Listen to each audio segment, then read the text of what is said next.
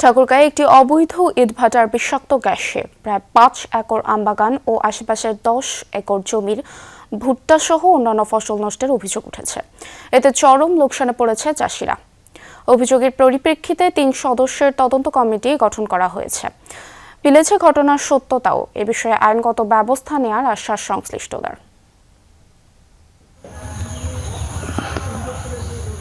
ভরা মৌসুমেও বাগান ভর্তি আমে ধরেছে পচন, ঝরে যাচ্ছে গাছের সব আম। এমন চিত্র ঠাকুরগাঁওয়ের রানীশঙ্কৈল মালিভিটা এলাকার কৃষক সেকেন্দার আলী মাস্টারের আম বাগানের।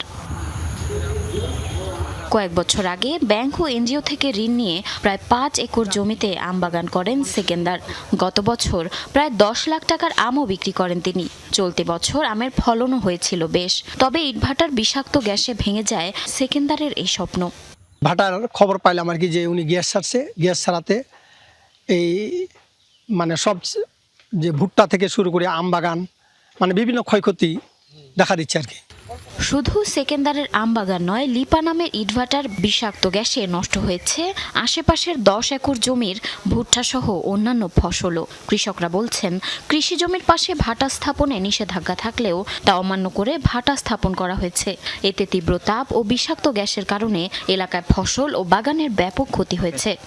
শুধু আম বাগান না, এখানে যত প্রকার গৃহস্থী আমরা করি, ধান ভুট্টা ফসল থেকে মরিচ, তারপরে কলা সবগুলার ক্ষতিগ্রস্ত। এই এলাকার মোটামুটি কয়েকশো কৃষক আছে।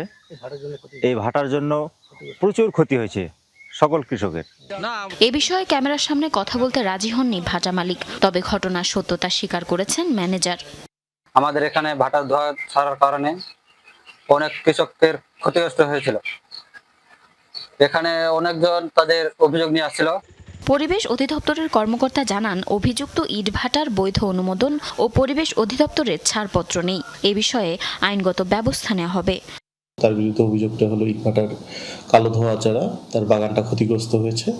তো সেই বিষয়ে আমরা তদন্ত করেছি এবং আইনগত প্রক্রিয়াগুলো অনুসরণ করছি।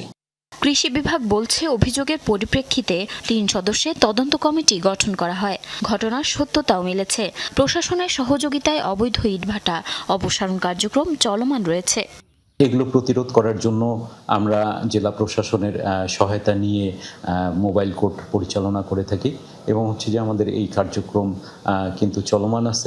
কৃষি জমি বাঁচাতে যত দ্রুত সম্ভব আইন প্রয়োগের মাধ্যমে কৃষি জমি সংলগ্ন এলাকা থেকে ইটভাটা অপসারণ করার দাবি সচেতন মহলের। জারিন অর্নি, যমুনা নিউজ।